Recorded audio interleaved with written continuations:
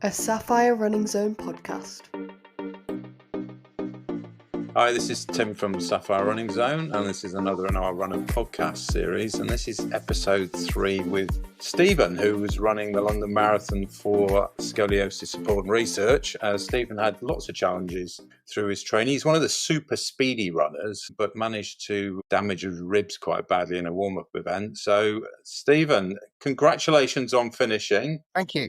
Sounds like you had a fun day. Yeah, I mean, it was a fun day. I mean, I live in London, so I've gone and watched the marathon before, but you just don't get the sense of it until you run the 26 miles of the noise and the crowds. It's absolutely phenomenal. Totally agree.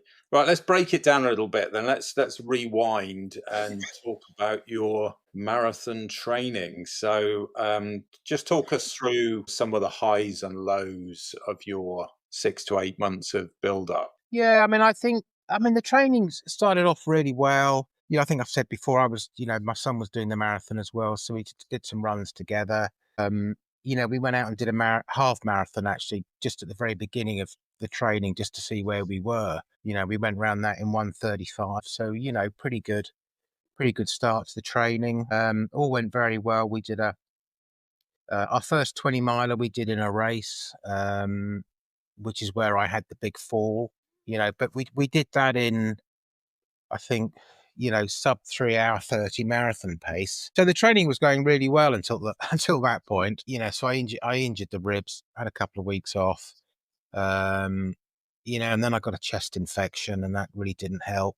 And that's just stuck with me, really. I haven't been able to shake this terrible cough and congested chest. And then 2 weeks before, my knee blew up a bit, and I ended up having a cortisone injection 3 days before the run. So the prep wasn't ideal, but that's, the way it goes, isn't it? And, like I said before, it's not, it was never about the times. It was about, raising the money for Scoliosis Support and Research. And that's what we were all out there for, I think. What was it like? What was it like the night before? How were you feeling, and what tips have you got for people about that night before? Because obviously it can all go horribly wrong, can't it, if you get that bit wrong? And on race morning, of course. Yeah, I think it's just about, like everything, just about planning. Obviously, you're not going to get 8 hours of sleep the night before, I don't think. I think there's a few people that, would have got 8 hours of sleep the night before. But you just have to make sure everything's ready in the morning, and you've got your alarm clock set, which obviously you don't need because you'll wake up at 5 o'clock anyway.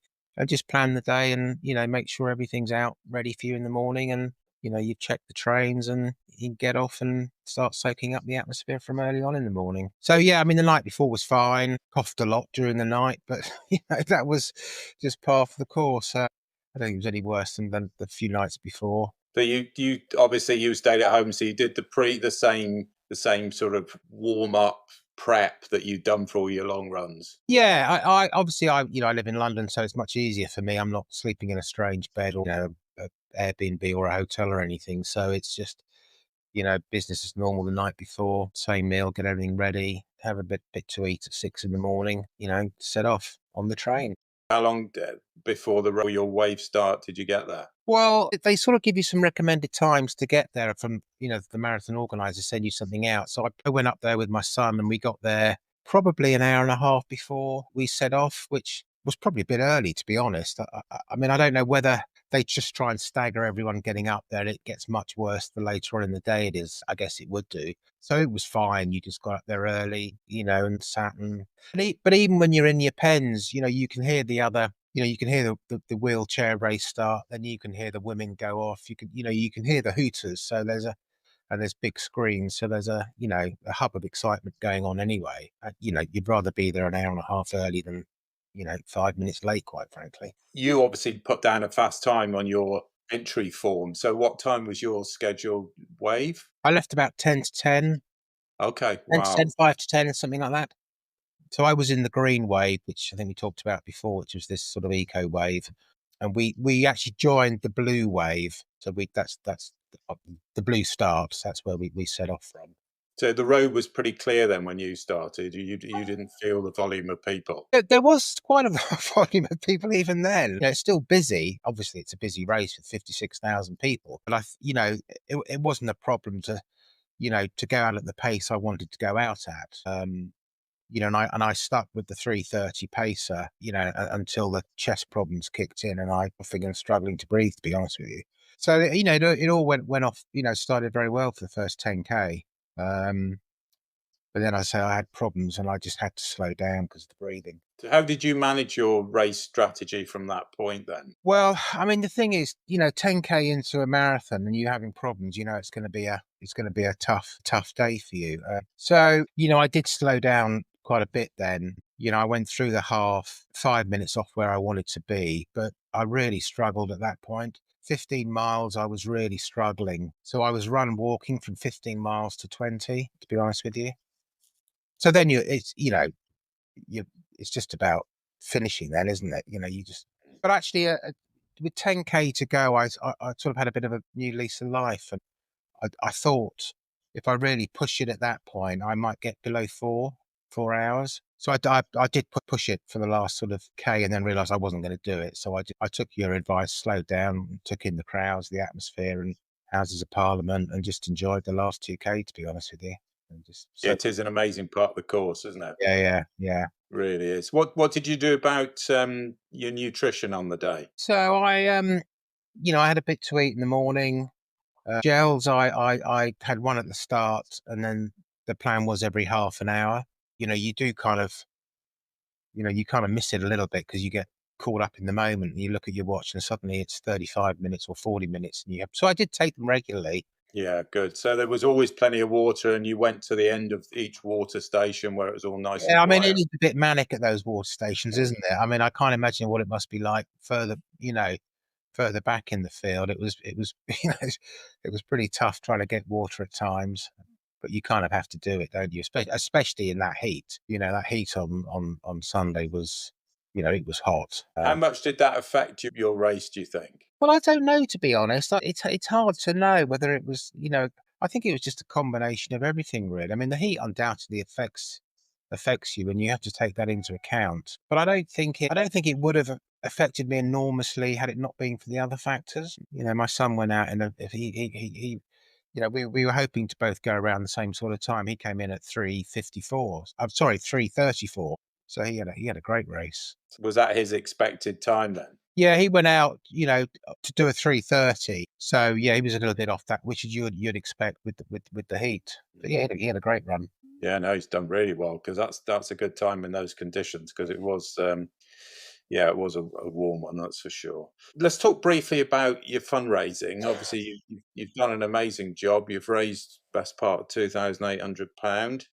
The last time we talked, you were at 2,000, and you were sort of felt you couldn't go a lot further at that point. So talk us what happened next. Yeah, and I think what it was, obviously we talked about it, and you encouraged us to send out these podcasts, and that's all I did really, send out podcasts and give people a bit of an update. And I think that's what it was, to be honest. Well, that must have been what it was, because that was the only difference. So I think sending these podcasts out do make a tangible difference. And, just to remind a few of the people that, have busy lives and have not got round to sponsoring you. Yeah, so hopefully there'll be a little bit more to come, particularly if you send this podcast out. You never know; there might be when they realise what you went through with that cough and the heat and everything else. You never know; you might get to the magic 3,000. You never know. That'd be nice. Yeah. That would be really good. But the team collectively has done so well. It's been it's been an incredible performance from everybody. Talk us through again, just to remind people, and for those that haven't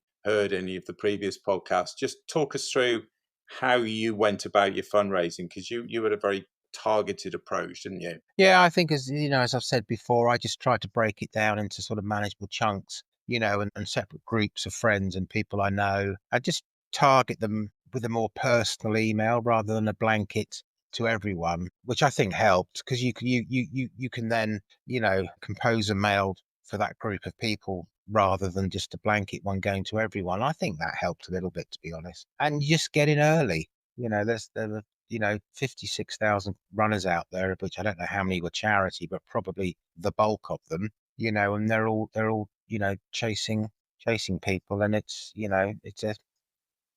And there's a lot going on in the world at the moment. There's not a lot of spare pennies floating around the place. So, you got to get in early. Yeah, Get in early and target them, yeah. in a nice, respectful, friendly way. So just go through that in a bit of detail, Stephen. So when you say you sent different messages to people, so how many groups did you set up, and what was the slight difference in the message? Well, obviously, I've got my sort of running group of pals that I run with regularly, and that's one group, and you can send a mail to them and talk about running in the mail because that's the commonality there. You've got your old schoolmates that you can send a note to, and there's, that's again is a commonality there that you can talk about with them. You've got newer friends that you've met later on in your life. You might have school friends. So there's all these different, groups of people that are connected in some way, and I think just targeting it that way just makes it a bit more personal. That was a mix of email and social media. Mainly email, to be honest. Social media is obviously more relevant to the younger generation than perhaps my generation. But yeah, I mean, it's funny actually. I think I told you this before. I don't really do X or Twitter, but I did just post it on X, and before I got any sponsorship, and someone sent through a £200 sponsorship, and that was my first sponsorship. I don't know who it was. It was anonymous, but yeah, so that worked. Wow, you must have thought this was going to be a pretty easy Well, yeah. process. But You've got if it's that easy, I'll just post it on X every 5 days, and I did do that, actually. I think I posted it every week for about 3 or 4 weeks, and I got another fiver, so it worked twice. But like you said, I think the most important thing for everyone is to get it started early. Most of us know by September, October that we're going to be running it. So Yeah, get on with it. I mean, you'd raised 1,000 by September, I remember. yeah. I mean, it's like Riley, I think it was Riley, wasn't it, who had that phenomenal raffle, Yeah, with the prizes, and I think he was going, "Well, I might not do it till I've done the race or nearer the race." And I remember you saying, "Just do it." And he's had a phenomenal response, hasn't he? I mean, yeah. his his his fundraising's been exceptional. Yeah, well, he's raised nearly four and a half Yeah, thousand, and a lot of it driven by that raffle. But the same principles applied that he got his prizes yeah. nice and early and started talking to potential businesses. And they were great prizes. They were. They were very good prizes, but it was about planning. It's about preparation. And all the podcasts I've done with people who've been successful in their fundraising, it's been about starting early because, when you've got to raise 2-3 grand for a charity, you've got to take it really seriously and not leave it till the last minute. Because as you said, there's so much going on in the world now. You can't generally just whiz a message round 2 weeks beforehand, then expect to raise 2 grand because it's very, very different these days. Yeah, and it's just, I mean, probably the hardest thing is starting it. Yeah, It's taking that initial step because no one likes to ask for money, do they? And it's hard, but actually, once you start, people are very receptive. So you just have to go, just start and get on yeah, with it. yeah, indeed. So speaking of that, then, so that's obviously an important tip for future London Marathon runners or any runners, to be honest. What are your other tips from your experiences of doing this marathon, both training and fundraising? Well, I think I mean, for all of us that did this one, you just have to react to the conditions, don't you? And be realistic. If you've got some niggles, you're not going to get a time. If you turn up and it's 70 degrees, it's going to be a hard slog round the course. If you're not, the thing about a marathon this time of the year is, you train in 4, 5, 6 degrees, and then suddenly you turn up and it's 20 degrees. It's a bit of a shock to the system. So you just have to accept your limitations on the day and just go out and enjoy it. What about your training? What tips from your training? Well, stick to the plan, and you have to do the training. You can't just do a couple of half marathons and ship up and think you're going to do it. You've really got to get those. The long runs are everything, aren't they? You can get away with missing some of the shorter runs, but you've got to get that muscle memory in there in your legs that and do those long runs, and they're the ones that really count, I think. Yeah, they are. It's all about that. It's all about getting that bit right because if you don't get those long runs in, logically it's difficult as well, isn't it? Because you don't want to mean, my first marathon, I stood on the start line with a 13-mile long run under my belt, and that was it. So as soon as you go past 13 miles, you're into strange territory, and that plays on your head, because as soon as you get to sort of 11, 12 miles, you think, I'm going to feel terrible in a minute, and you do. So it's all about mental preparation as much as the physical side of things. The physical obviously gives you the mental benefit because you know that you can do it, and that's what the long run does. You do 20 miles, you're going to get there on race day, and the crowd and everything else on the day will get you through to the finish. Yeah, that stretch, the stretch from Tower Bridge, but as you come back along that stretch at you're about 20 miles, aren't you, there, I think? Yeah. That where all the charities are on either Yeah, yeah. side. I mean, that stretch there is phenomenal there, and it really, really helps for the last 6 miles, I think, going along there. I mean, I wouldn't.